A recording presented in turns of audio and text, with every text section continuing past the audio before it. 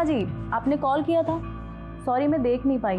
अरे इतना छोटा बच्चा माँ के बिना कैसे रहेगा? तू है कहाँ? मैं सहेली के साथ हूँ माँ जी, मैं बस आ ही रही हूँ अभी। जी। ससुराल और पति के चक्कर में मेरी जान की जान जा रही है। मन तो करता है सबकी जान ले लो। वो सामान वहां रखो और इकबाल वो सामान चेक कर लो, शाम को डिलीवरी देनी है। ठीक है जी मिश्रा जी। हाँ घर में सब बिल्कुल ठीक है। हाँ ज्योति भी और मुन्ना भी ठीक है। मैं आपको फोन करता हूँ थोड़ी देर में। तू आज टिफिन तू क्यों लेकर आई है? और ज्योति कहाँ है? भाभी मार्केट गई है भैया। और सुन लो हमारी बात, आगे से ना जब भी आप घर से बाहर निकलो तो खाना खा के निकला करो। अरे वो माल की डिलीवरी देनी है ना शाम को, तो बस उसी में बिजी था। हाँ तो वो तो विपिन भैया भी संभाल सकते हैं ना। कुत्ते की दुम की तरह रहोगे ना तुम, टेढ़े के टेढ़े। कितनी बार कहा है मैंने तुम्हें कि मेरे पीछे मंडराना बंद करो। परवीन, मैं तुमसे बहुत प्यार करता हूँ। मुझसे तो बहुत लोग बहुत प्यार करते हैं, तो सबकी गोद में जाके बैठ जाऊं क्या? मैं तुम्हारे बिना नहीं जी पाऊंगा। तो मर जाओ ना यार कहीं जाके। अच्छा है दुनिया से एक पापी कम होगा। परवीन प्लीज। क्या है यार, कितनी बार कहा है मैंने तुमसे। मेरे पापा को जानते हो ना, पूरे खानदान का ना छोटा छोटा टुकड़ा करके ना मटन चॉप बना देंगे, समझे तुम?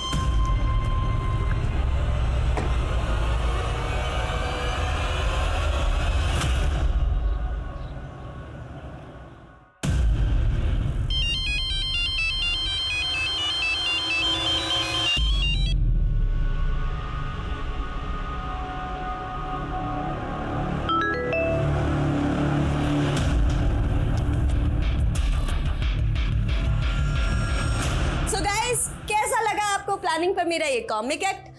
कल की शुरुआत हो उससे पहले ही मैं उसकी प्लानिंग कर लेती हूँ। ये देखिए मेरा प्लानर, इसमें सब कुछ लिखा है कि मुझे कल क्या करना है क्या नहीं। लाइफ और बिजनेस में आगे बढ़ने के लिए प्लानिंग की बहुत जरूरत होती है। इसी तरह कल नए सब्जेक्ट के साथ हम लोग किसी कॉमिक एक्ट। अरे भैया क्या जरूरत थी मेरे वीडियो में आने की? पूरा वीडियो खराब कर दिया आपने। बाय द वे तू क्या कह रही थी? लाइफ में सब कुछ प्लानिंग से हो जाता है। हाँ भैया। लाइफ जब नाच नचाती है ना, तो इंसान की सारी प्लानिंग धरी की धरी रह जाती है।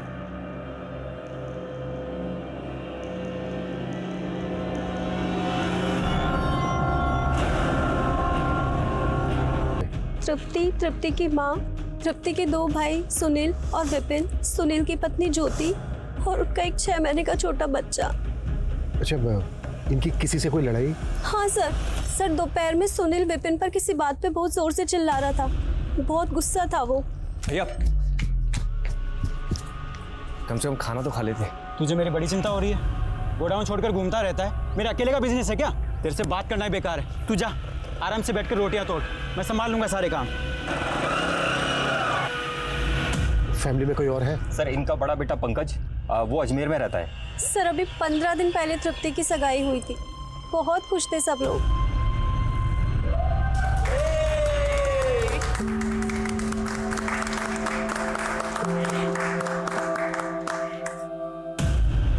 सर सुनील भाई ने आज मुझे बिल्डिंग मटेरियल लाने के लिए दुकान पर बुलाया था। मैं दुकान पर पहुंचा तो दुकान बंद थी, तो मैंने सोचा कि घर जाके उन्हें वापस बुला लेता हूँ दुकान पर। यहाँ पर पहुंचा सर दरवाजा पहले से ही खुला हुआ था। अभिषेक, सुनील के बारे में पता करो, दुकान जाओ उसके।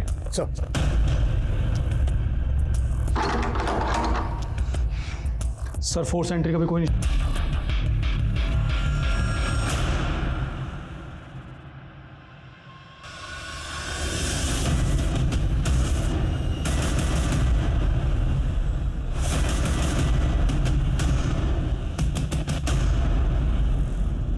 घर में चोरी तो नहीं हुई है? किचन में कल की तैयारी करके रखी गई थी, चने भीगे हुए थे, सारी एक्टिविटीज तो नॉर्मल लग रही है। अमर, इन सब के फ़ोन टेक्निकल डिपार्टमेंट को भेजो। किचन में जो बचा हुआ खाना है वो फॉरेंसिक के लिए भेजो, ताकि ये पता चल सके कि जहर किस चीज़ में था। और इन सब की बॉडी पोस्टमार्टम के लिए भेजो। सर तृप्ति संभालो अपने आप को, पानी पियो।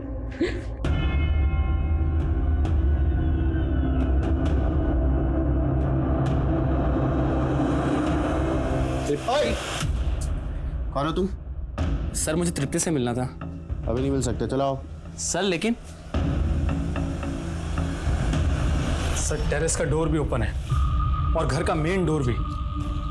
सर हो सकता है कि कोई टेरेस से आया हो और मेन डोर से चला गया हो, या फिर कोई मेन डोर से एंटर किया और टेरेस से निकल गया हो। लेकिन जहर दे के मारने का काम कोई जान पहचान वाला ही कर सकता है, कोई ऐसा जिसकी पहुंच किचन तक हो। सर ये भी तो हो सकता है कि कोई छुप कर आया हो, खाने में जहर मिलाया जिसको खाकर सब मर गए हो, और उसके बाद में माँ का गला दबाकर उसको मार दिया हो। पॉसिबल है। सर मैंने दुकान में मालूम किया, सुनील वहां पर नहीं है, ना ही किसी और को उसके बारे में कुछ पता है। ये सुनील कहाँ गायब हो सकता है? सुनील का नंबर पता करो, नंबर ट्रेस करो उसका। एक बात समझ में नहीं आ रही है, उस वक्त घर में जितने भी लोग मौजूद थे कोई नहीं बचा, तृप्ति कैसे बच गई?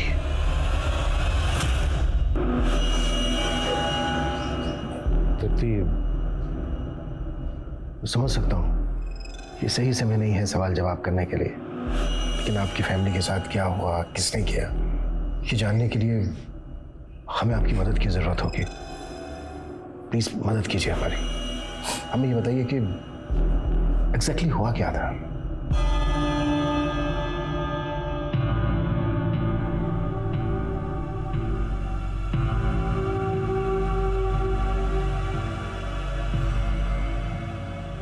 माँ कुछ हुआ है क्या भैया भाभी में? तू छोड़, तू बीच में मत पड़, इसको साफ कर, गंदी हो रही है बहुत। तू कहाँ चल दिया? मैं आता हूँ, दुकान पर बहुत काम है।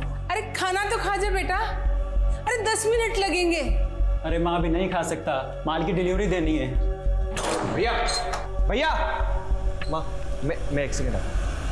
उसके बाद विपिन सुनील के पीछे पीछे बाहर गया, बाहर दोनों में झगड़ा हुआ जैसे कि इन्होंने बताया। उसके बाद क्या हुआ, उसके आगे? उसके बाद विपिन भैया वापस आए और हम सब ने साथ मिलकर खाना खाया और हर रोज की तरह हम सभी अपने अपने रूम में सोने के लिए चले गए। हम सभी की आदत थी दिन का खाना खाने के बाद 1-2 घंटे की नींद लेने की। 2 घंटे बाद सर बाहर कोई तृप्ति से मिलने आया था, अपने आप को इसका रिश्तेदार बता रहा था। जैसे ही मेरा ध्यान बटा, पता नहीं कहाँ चला गया सर। उम्र क्या थी? यही कोई 25-26 साल। तृप्ति, यहाँ आपसे कोई मिलने आया था, 25-26 साल का था, बता सकते हो कौन हो सकता है वो? मुझे नहीं मालूम सर, मैंने तो किसी को भी नहीं देखा।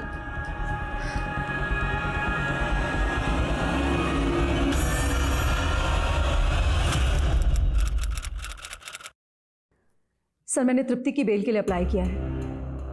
देखिए, आप तृप्ति की टीचर रह चुकी हैं, भावना में बह के खामा अपना समय बर्बाद कर रही हैं। तृप्ति के खिलाफ बहुत स्ट्रॉन्ग केस है, बेल मिल नहीं पाएगी उसको। देखिए सर, मैं तृप्ति को कॉलेज के टाइम से जानती हूँ और ये भी जानती हूँ कि वो अपने फैमिली मेम्बर्स को नहीं मार सकती, क्योंकि वो अपने परिवार वालों से बहुत ज़्यादा प्यार करती थी। चलो, साहब ने बुलाया तुम्हें।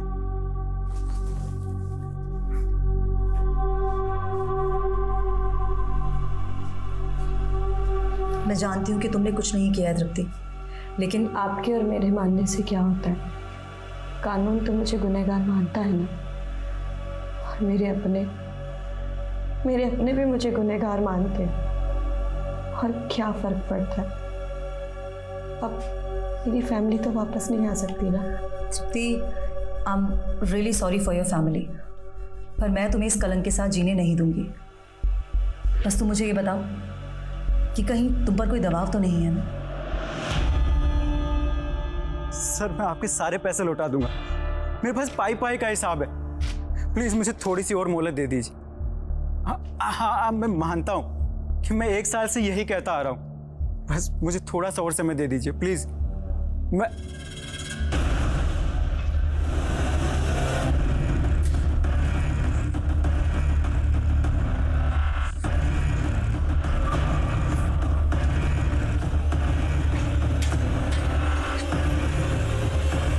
हाँ चल।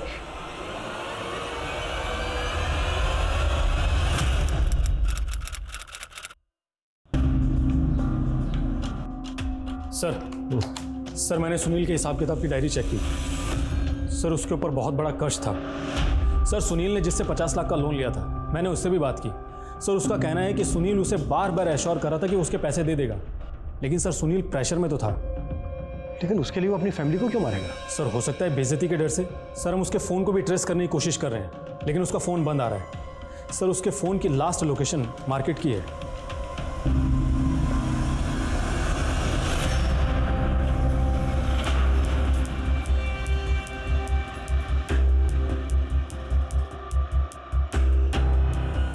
सर मैं पंकज सिंह, निर्मला देवी का बेटा, सुनील सिंह और विनीत सिंह का बड़ा भाई।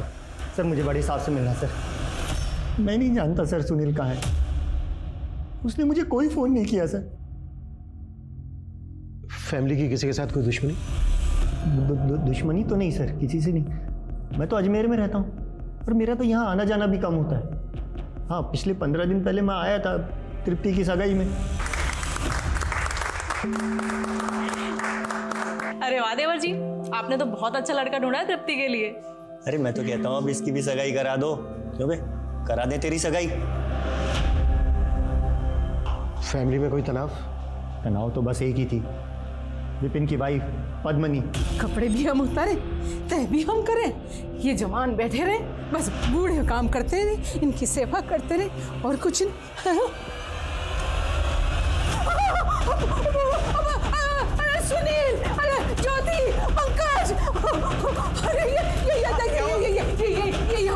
ये पद्मा की अलमारी में पड़ी हुई थी। ये कहाँ से आई है ये बंदूक? आपको क्या जरूरत थी हमारी परमिशन के बिना हमारी अलमारी खोलने की? आप हमारी जासूसी कर रही थी। इस घर में ये गन नहीं रहेगी, ये शरीफों का घर है। तो आप कहना क्या चाहती है कि हम गुंडे के परिवार से आते हैं? आप सब लोग जानते हैं कि हमारे पापा की कितनी इज्जत है कानपुर में, समझे आप सब लोग। और ये बंदूक ना हमारे पापा ने हमारी सेफ्टी के लिए दिए। ये गन यहाँ नहीं रहेगी, निकाल इसको, यहाँ से फेंक इसको। छोड़िए इसको। अब हमें ना यहाँ एक पल भी नहीं रहना है। जब देखो जिग जिग जिग जिग चलती रहती है इस घर के अंदर, दम घुटता है हमारा इस घर में। अरे तो जाए ना, किसने रोका है तुझे? सर कहने को तो पद्मनी के पिताजी कानपुर के बहुत बड़े हैं, पर पूरा का पूरा परिवार एक नंबर का दबंग। पद्मनी और विपिन में 1 साल पहले लड़ाई हुई तो पद्मनी यहाँ जयपुर में अपनी मौसी के यहाँ शिफ्ट हो गए। दोनों तलाक लेने वाले भी थे। कोई और जो फैमिली के बहुत करीब हो? हाँ सर, विपिन और सुनील का नौकर इकबाल, वो उनका गोडाउन भी संभालता है और उसका हमारे घर पर आना जाना भी है। इकबाल?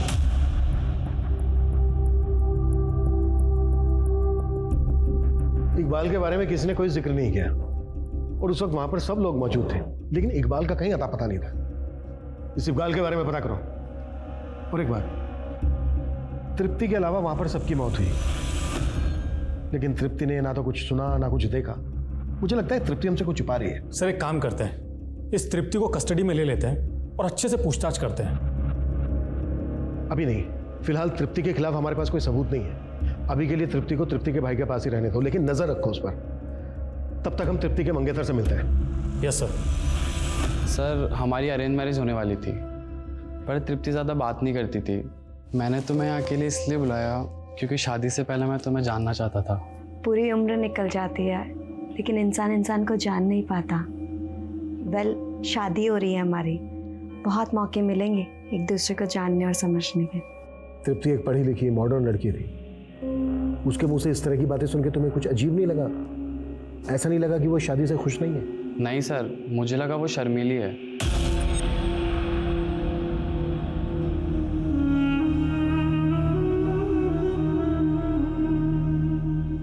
कहते हैं अपनों की हंसी और उनकी खुशी से बढ़कर और कुछ नहीं होता।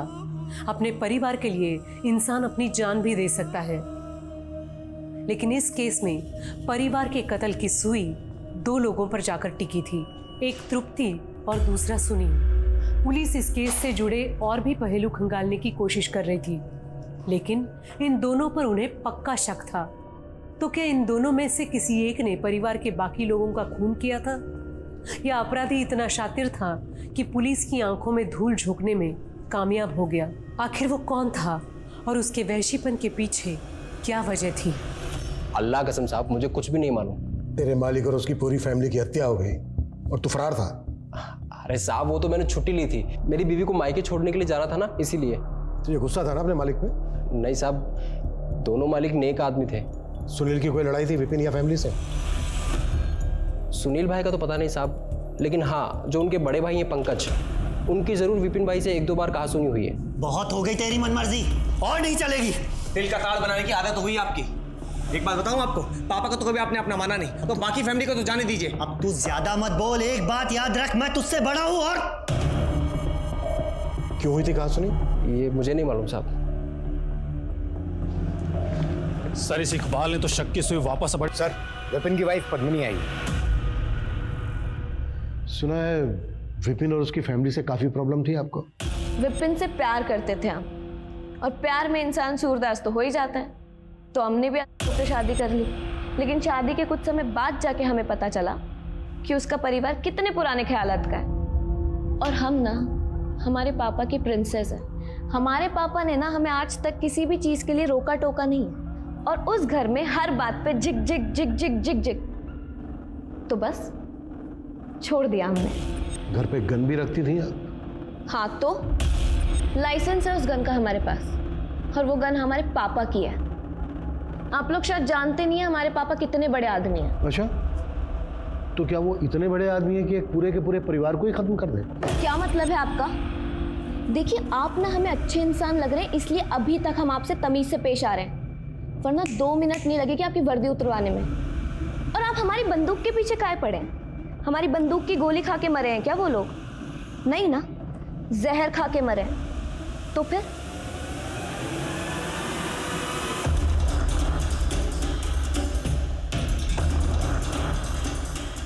हमारे पीछे ना गोल गोल घूमना बंद करो, वरना पापा से क्या कहना पूरे खानदान को मरवा देंगे। और सर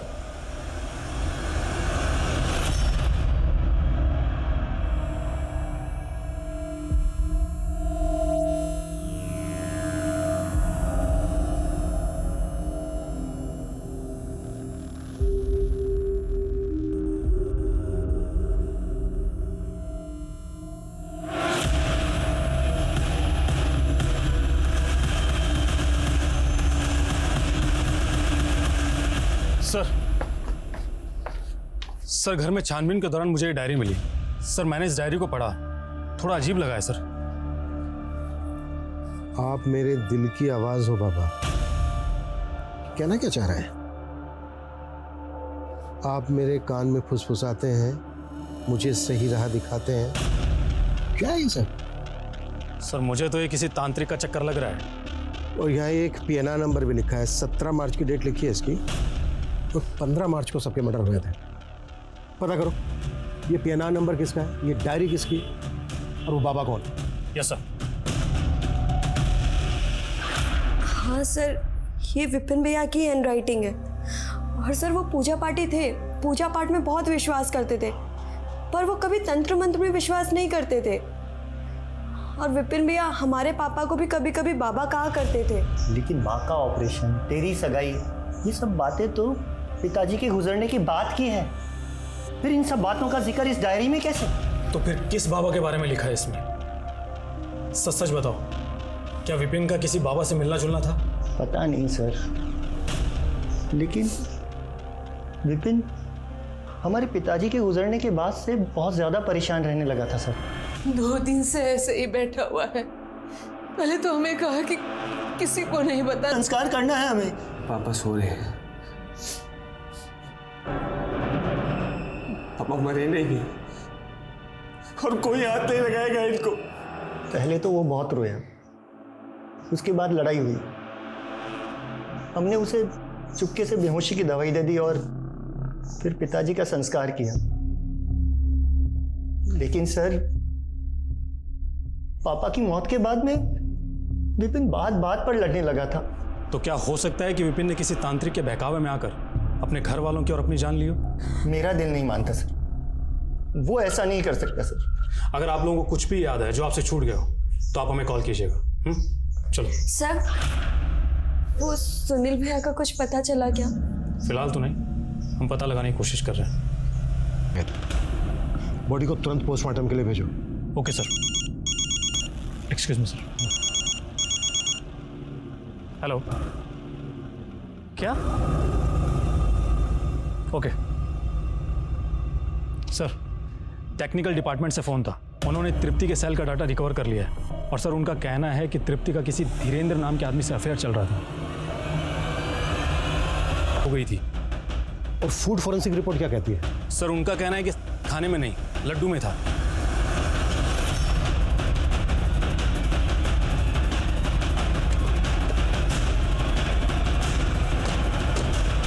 प्यार आप धीरेन्द्र से करती थी और सगाई हुई आपके अखिल के साथ। सर, धीरेन्द्र मेरा पास्ट था और आजकल किसके अफेयर नहीं होते। अच्छा, आपकी माँ के अलावा घर में सबकी मौत जहरीले लड्डू खाने की वजह से हुई। सबने कोई लड्डू खाए थे? ले मिठाई। मुझे नहीं खानी माँ। खा ले, तेरी शादी होने वाली, फिर कहाँ खिला पाऊंगी इतने प्यार से। ठीक है, रख जाओ। वही लड्डू होंगे सर। तो आपने नहीं खाए लड्डू? नहीं सर, वो मैंने टॉयलेट में फ्लश कर दिए थे। क्यों? आपने वो लड्डू फ्लश क्यों किए? खाए क्यों नहीं? सर, मेरी शादी होने वाली थी और अखिल ने पहले ही बोला था कि शादी में मोटी ना लगूं, इसलिए मैं डाइटिंग कर रही थी और माँ को भी मना नहीं कर सकती थी, तो माँ से मैंने वो लड्डू रखवा लिए। पर उनके जाने के बाद मैंने वो लड्डू टॉयलेट में फ्लश कर दिए। लड्डू आए कहाँ से थे? सुनील भैया लेकर आए थे।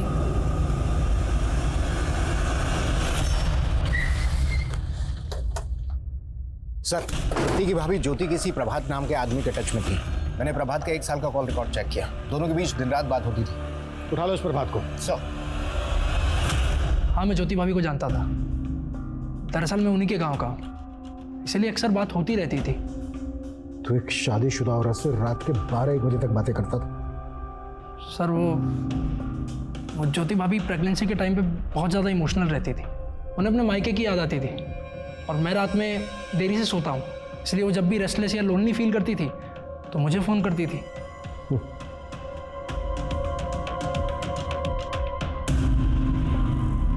ये प्रभात और ज्योति के बारे में अच्छे से पता करो। कुछ तो खिचड़ी पकड़ी थी इन दोनों के बीच। सर, ये सब क्या है? इसमें मेरे पुराने कपड़े हैं। एक एनजीओ है जो जरूरतमंद लोगों को पुराने कपड़े देता है, बस उन्हीं को देने चाह रही थी। अच्छा, तो अगर मैं पुराना हो गया तो मुझे भी किसी एनजीओ में दान कर देगी क्या? तुम्हें तो मैं ऐसे बांध के रखूंगी। माँ, चल तू चल, जानती है कौन है वो हमारे बराबरी का भी नहीं है। छोटे लोगों में हम शादी नहीं करते। लेकिन माँ, मैं उससे बहुत प्यार करती हूँ।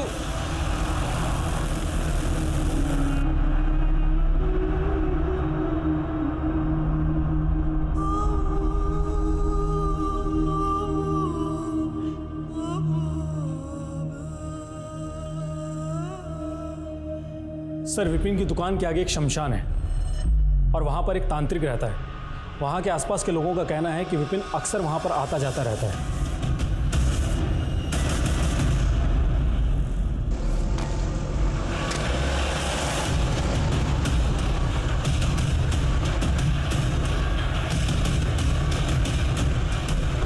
हाँ साहब, विपिन आता था मेरे पास। तू तो कहता कि बिजनेस में प्रॉफिट होगा, किसी काम का नहीं है तू।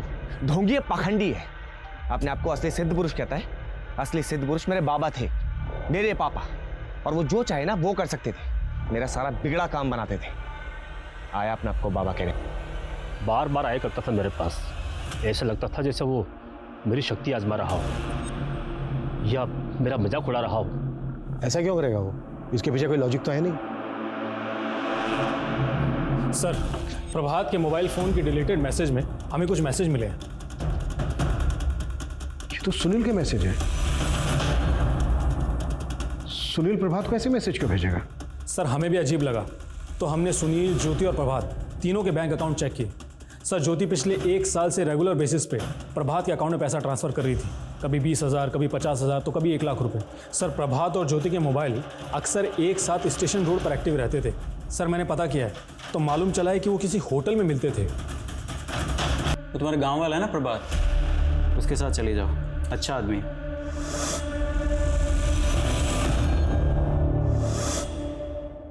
क्या बात है?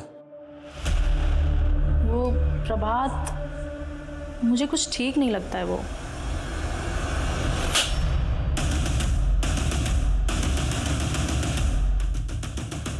अब बोलेगा? वो सर, ज्योति भाभी अच्छी लगती थी मुझे। पता नहीं कहाँ से सुनील भाई को हमारे बारे में पता लग गया। तो तुम ज्योति पर बुरी नज़र रखते हो? नहीं भैया, मैं तो बस वो। देखो, मैं यहाँ तुम्हें डांटने नहीं आया हूँ, बल्कि मदद मांगने के लिए आया हूँ। शादी के 5 साल बाद भी हमारे घर में बच्चे का जन्म नहीं हुआ, लेकिन खोट मुझी में। अगर समाज को पता चला तो बहुत बदनामी होगी। अगर तुम चाहो तो उसके साथ मुझे बस बच्चा चाहिए जिसे मैं अपना नाम दे सकूं। और फिर तूने सुनील को ब्लैकमेल करना शुरू कर दिया। जब उनका बच्चा हुआ तो मेरे मन में लालच आ गया। सच तो यह है कि तेरा और ज्योति का अफेयर शुरू हो गया था। किसी वजह से ज्योति ने तुझे मना कर दिया, तुझे गुस्सा आया, इसलिए तूने पूरी फैमिली को खत्म कर दिया। नहीं सर, ऐसा कुछ भी नहीं है। ऐसे नहीं खुलेगा ये कुत्ता इसका। सर, विपिन ने एक वीडियो फाइल पद्मनी को भेजी थी। ये फाइल उसके डेटा में थी। इसमें तो ऑडियो ही नहीं है, और ये वीडियो भेजने के जस्ट बाद ही विपिन की मौत हुई होगी। और सर, डायरी में जो पीएनआर था वो पद्मनी के रिजर्वेशन का था। हाँ, हम पुणे जा रहे थे अपनी बहन के पास, लेकिन तभी ये कांड हो गया और आपने हमें शहर के बाहर जाने के लिए मना किया। उस दिन विपिन ने तुम्हें वीडियो कॉल किया था और एक वीडियो भी भेजा था। इसमें क्या नई बात है? वो हमें रोज फोन करता है हमें मनाने के लिए। क्या था उस वीडियो में? पता नहीं सर, उसमें कोई आवाज नहीं थी। वीडियो कॉल पे बात क्या हुई थी तुम्हारी उसके साथ?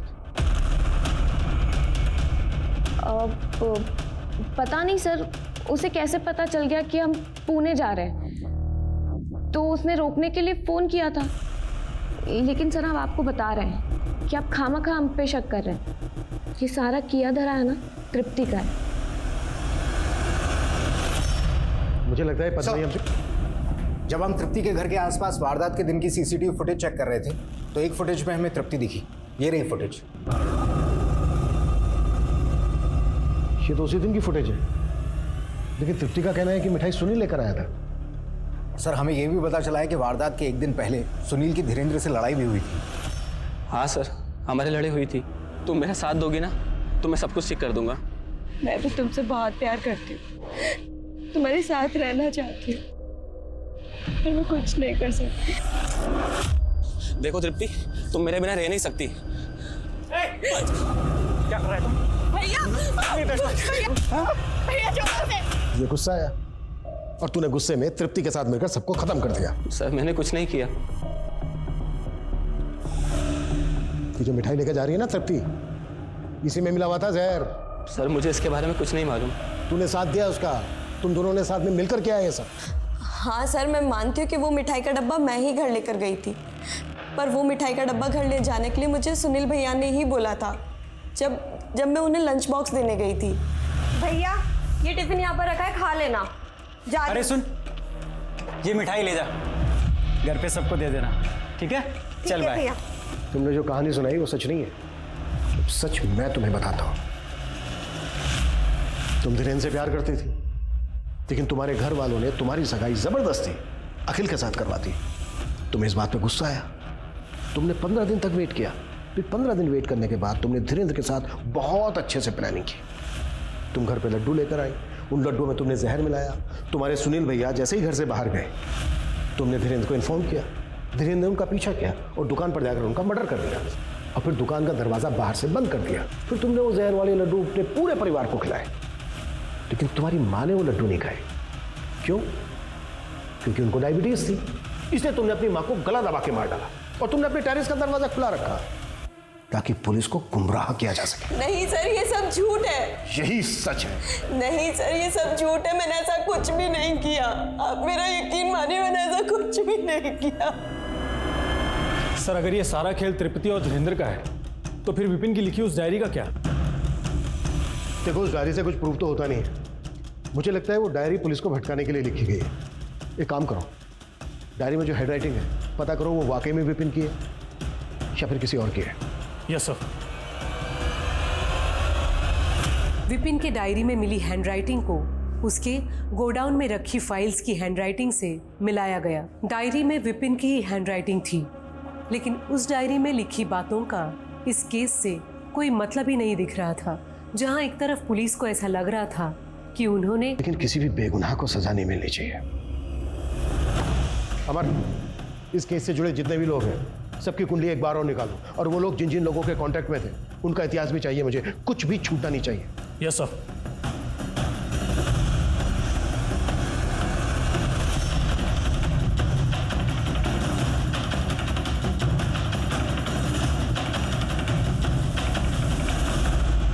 सर एक कांटेक्ट मिला है, इसके कनेक्शन में पेपर मिल के 2 लोग हैं। सर मैंने दोनों से पूछताछ की, सर उन दोनों ने मर्डर से 1 दिन पहले बेचा था।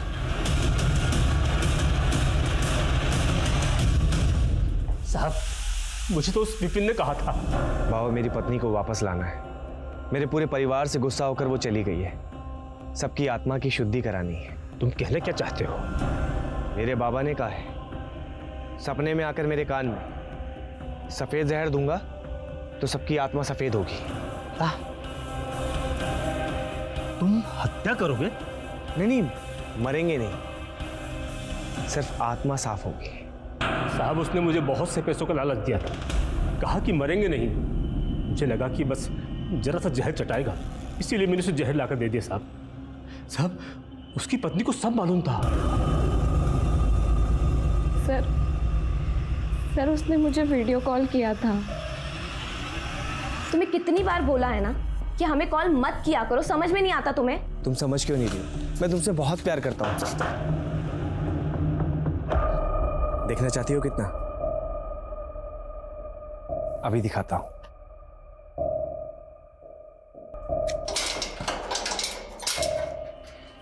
अरे इतना काम पड़ा है, क्यों बुलाया?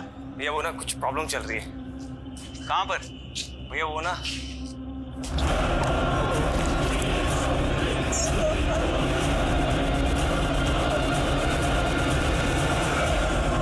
उसने फिर एक एक करके सबको मार दिया।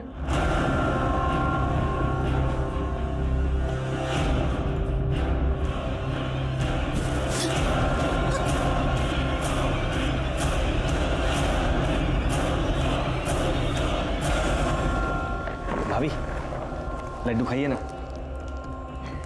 किस खुशी में है? अरे खुशी की बात है। काम, क्रोध, लोभ, मोह और अहंकार, अपराध कोई भी हो, उनका कारण इन 5 में ही छुपा होता है। ये विपिन का पद्मिनी के लिए मोह था, जिसने उससे इतना बड़ा अपराध करवाया। अपने प्यार पर उसके विश्वास ने कब अंधविश्वास का रूप ले लिया, ये तो वो भी नहीं समझ पाया। अति किसी भी चीज की अच्छी नहीं होती, विश्वास की भी नहीं। और ऐसी धारणा जो इंसान को इंसानियत से अलग करे, ऐसी धारणा, ऐसे विश्वास और ऐसे अंधविश्वास से दूर रहना ही उचित है। इसी के साथ मैं सोनाली कुलकर्णी आपसे विदा लेती हूँ। फिर मिलेंगे एक ऐसे ही चौंका देने वाले केस के साथ क्राइम पेट्रोल सतर्क जस्टिस रीलोडेड में। तब तक अपना और अपने परिवार का ख्याल रखिए। आप जानते हैं हम सब एक मुश्किल दौर से गुजर रहे हैं। कृपया मास्क पहने, समय समय पर हाथ धोते रहें और उचित दूरी बनाए रखें। देखते रहिए क्राइम पेट्रोल सतर्क।